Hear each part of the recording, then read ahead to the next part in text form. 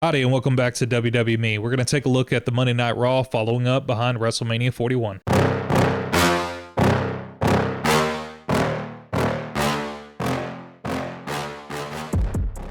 So the Monday Night Raw following WrestleMania is always supposed to be an explainer, or it's supposed to encapsulate what happened. My personal opinion is that Night 2's main event with Cena and Travis Scott was an absolute utter disappointment. The finish was so poorly written and executed, so just wrong. Travis Scott took his sweet time to come out to the ring. Cody Rhodes refuses to use the belt to hit Cena, which makes no sense because he literally did the exact same thing to Kevin Owens using a steel chair just a couple of months prior. So the idea that he won't hit his childhood hero, but he will hit his closest friends makes no sense to me. The absence of The Rock was notable. Everything about the conclusion of WrestleMania didn't feel right. And this was supposed to be them making it make sense to me. They chose not to have Cody show his face. He made no appearance. It remains to be seen if he'll even appear on SmackDown this week or if they're going to put him in hiding for a while. But yeah, they just basically have John Cena come out, work the crowd a bit, which of course he's absolutely amazing at doing that. But the only real message that we got out of it is, hey, I don't actually have to wrestle to run out the clock. And that is my goal. I'm going to run out the clock. Inevitably, you get Randy Orton coming behind him and throwing down an RKO on him, holding up the belt and hinting at, that's the next thing on the list is maybe they fight at Backlash, maybe they go to another PLE.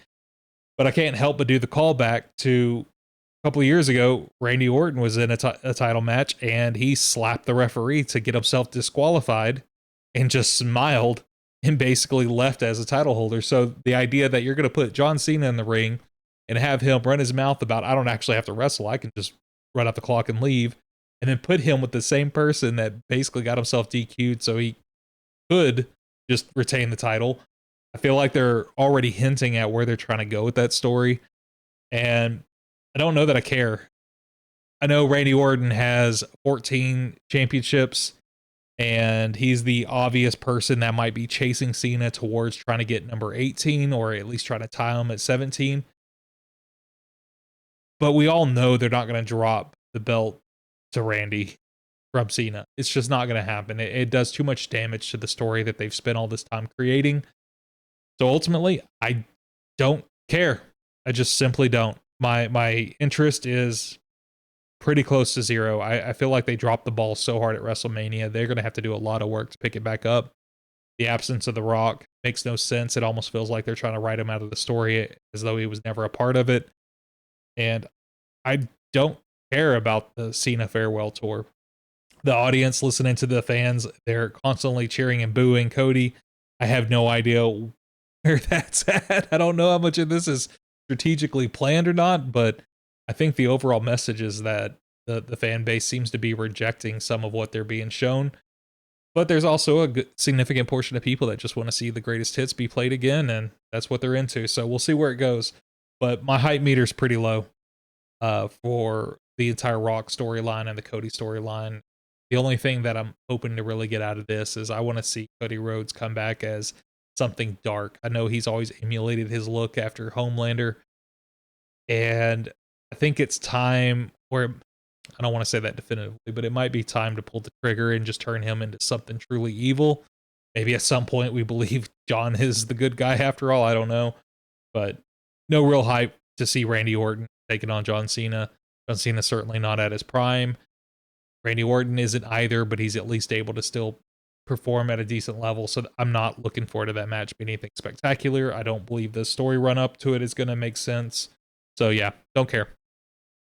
The other highlight was Becky Lynch beating the living hell out of Lyra Valkyria. I'm not a massive supporter of Lyra right now. I feel like there's better ways that they could be using that IC title, and they're kind of coddling her along. We have the mystery question of who took out Bayley. Spoiler, it's probably going to end up being Becky. And I don't know where they're going with this. So it's probably going to turn into a three-way match at some point between Bayley, Becky, and Lyra. And I don't know that I care, because as much as I absolutely love Becky and the work she put down, she beat the living snot out of her, and everybody should take note of how that type of work is performed, because she crushed it. But I don't know that I care to see her versus Bayley or Lyra. That just sounds boring to me. Becky should be in a completely different conversation because she is at a different level. So I hope the outcome is they go ahead and they move the IC belt over to Becky. Obviously, they ended up dropping their belts to Liv Morgan, which that is such a slap in the face and such a waste of talent to give your belts up. It makes Liv and Raquel look really weak, and then they give it right back to them. So I have no idea what their plans were with that, and we'll see where it goes. But right now, not interested. And then the thing that absolutely got my attention, because I didn't know it was coming, was Alpha Academy got to come out with the New Day. And I'm like, hell freaking yeah, because I'm a massive Alpha Academy supporter.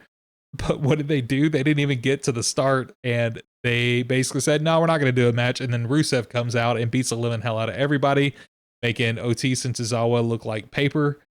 I might be more excited about this, except I personally don't have any clue who Rusev is. I know people are excited for him, and that's cool, and you probably got what you wanted if you do know and you're looking forward to it. But as someone who doesn't know who Rusev is, I don't care. I was just upset that I didn't get my Alpha Academy, because I thought Maxine did a good job introducing them and taunting New Day, and I didn't even care if they won. I just wanted to see them in action. I wanted to see them have a chance to actually compete and not just be walked over, but we didn't get that. Then we transition over into Io versus Stephanie Vakir, and what a drop ball opportunity this was. The fan base would clamor to see this, and it could benefit so much even from a modest buildup. Even if you just did like a 2-week buildup, my goodness, people want to see that match. And you know, they put on a decent show, but because there was no backstory to it, no history to it, it was just two non-native English speakers kind of struggling to get through the verbal part of the promo. It just didn't land for me. It made no sense. It was obvious they were building something up for one of the other NXT talents, and sure enough, here comes Roxanne coming out. Julia did surprise me, I will admit, but Roxanne didn't surprise me. I'm interested in seeing the four of them go at it, but at the same token, it's got to go somewhere, and the way they did it just didn't make me feel excited. It just kind of like, here's a potentially pay-per-view level match that we're just throwing out there, and we're just going to toss it away, and you knew you weren't going to get an actual winner. There's no way they're going to have one of the champions beat the other champions on a random no build-up match. It just wasn't going to happen. But one cool part is we got to see Rhea come out with that absolutely beautiful eye of hers. She only did half of her face with the typical, you know, I don't know what it's called, but the mascara eyeliner or whatever. But she only did half of her makeup, and the other eye was just painted in a shiner that she got from her match, and it looked so freaking cool. I was so glad I was able to see that. Of course, Rhea clears house, takes out Roxanne and Julia, has a moment with Io where she basically says, hey, I'm coming for that. And she tells, I think it was Roxanne at the time, that, you know, that's my friend. You don't mess with my friend, or something to that effect. So we got to see Rio get teased to have another rematch. Rhea and Io, I may have combined those. We'll get to see them potentially get teased again, which, you know, sure, I'm excited for. I want Rhea to be the champion, so anything that it takes to get us there is good. But I really do struggle with Io, Stephanie, Roxanne, and Julia being in the ring, because three of those people aren't the strongest English speakers to my knowledge. And the Vakir and Io back and forth was already kind of weak on the microphone. So I understand it. I want to work around those language barriers and try to put on a good story and be able to perform and have that not be the most critical thing. But that is the number one criticism of Io right now is, can she cut a promo? Can she put butts in seats? And as much as I love her, I don't think she can right now. And pairing her up with somebody who also struggles with the same thing, and Stephanie Vakir, who has pretty decent English nowadays, but still struggles, it just didn't seem like a good way to set her up for success. It is a match I want to see, but it needs build up. It needs to be proper, so I know I'm actually going to get the finish. I know it's not going to be in. Then Gunther comes out of a break and absolutely just starts beating the hell out of the announcers, absolutely ridicules them. I love this. I know Gunther's getting a lot of slack for tapping out so fast, but to me, that's like such a beautiful part of why he's angry right now. He's like, everybody's mocking him, and he is not to be made fun of. So him going on a rampage and beating the living shit out of everybody, choking out McAfee, making him turn all different kinds of red, and then even starting to hint at getting towards purple. That was absolutely awesome. I want to see more of this.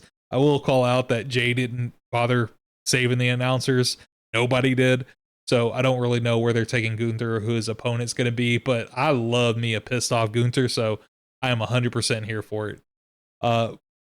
Then I got to my personal highlight. We had Dirty Dominic Mysterio go out there and defend against Penta. I love this. The biggest reason why I was excited is Penta not once has ever taken the opportunity to squash somebody. Every time he's on TV, even on his debut with Chad Gable, he made sure it was important that both of them were able to tell a really good story. They both looked good. They both competed. It was a back and forth ebb and flow. That's something about Penta I appreciate, is every single match feels like its own story and it has a back and forth. I didn't want Dom to lose his title, but you know, if it was going to happen, I would be okay with it being to Penta, and the fact that I knew Dom would have a moment to look good. But to my absolute delight, JD McDonough came back. He made his return. I thought he was going to return at WrestleMania, and it might be part of how he gets over and screwing Finn over. But alas, he comes off Raw, pushes Penta off the ropes, and it allows Dom to get the win. But my absolute favorite part of that was Carlito and JD in the ring celebrating with Dom, looking as happy as they could possibly be. And you have Finn on the outside of the ring looking completely shattered and bummed out that, you know, his friends aren't cheering him on. You follow that up shortly after, and you have the entire Judgment Day, Liv and Raquel come out. They're all hugging and celebrating, and you have Finn standing about 2 feet off to the side, just kind of like, what the hell, dude? I love this. I'm desperate for them to get to the Demon story and get Finn out of Judgment Day as fast as possible. I want to see that develop.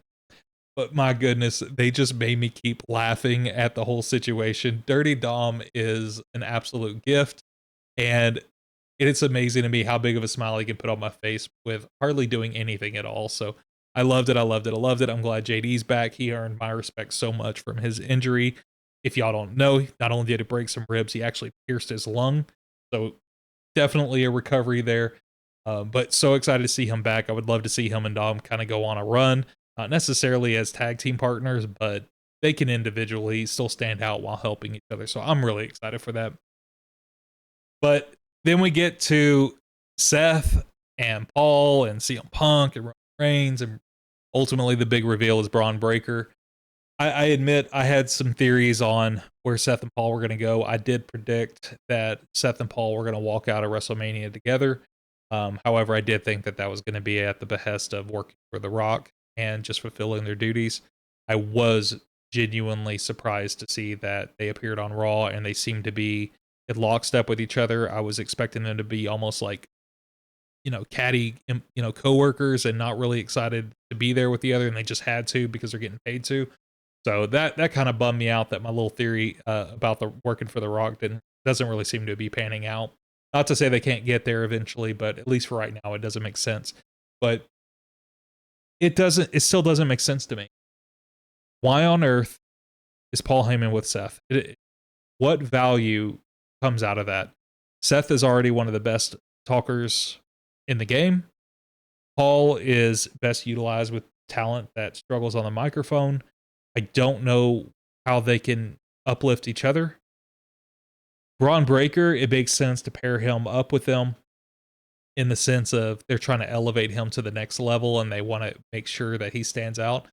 But I feel like Braun was already inches away from the finish line there. If you had taken him out of his title loss and put him straight into, hey, I'm going to go attack Jey Uso for the heavyweight title, that 100% makes sense. Everybody's going to buy that. If you had him get into a match with Jacob Fatu, 100% makes sense. Everybody's going to believe that.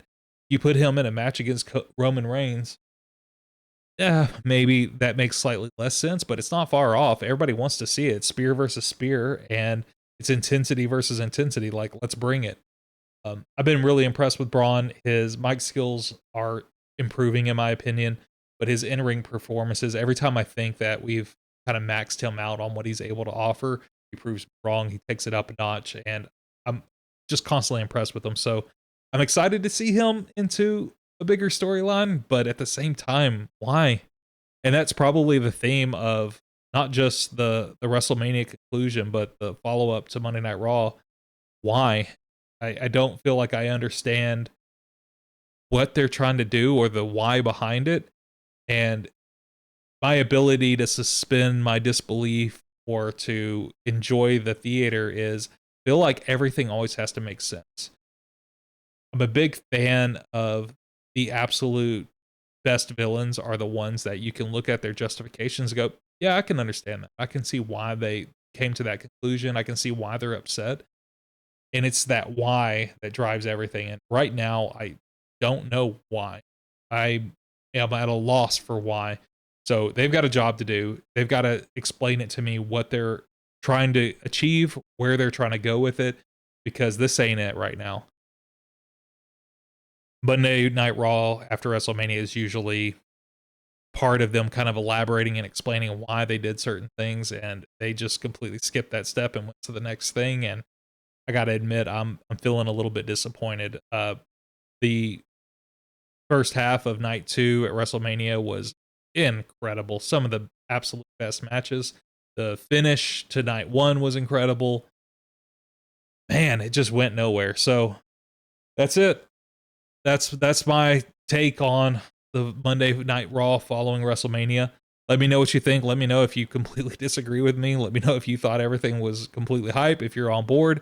If you have an explanation as to why on earth Seth and Paul and Braun make sense, by all freaking means, please inform me, because I don't get it. If you think there's any shot that Randy Orton can beat John Cena and take the belt away from him, let me know who you are, because I think you might be in the minority, but feel free to try to convince me. But let me know your thoughts. Do you feel like this gave you any closure? Did it explain what you needed to explain? Did this repair your opinion of the ending of WrestleMania? Do you think WrestleMania ended perfectly fine and I'm just completely wrong on this one? Let me know. If you made it this far, if you could like and subscribe, it'd mean a lot to me. Until then, have a good one.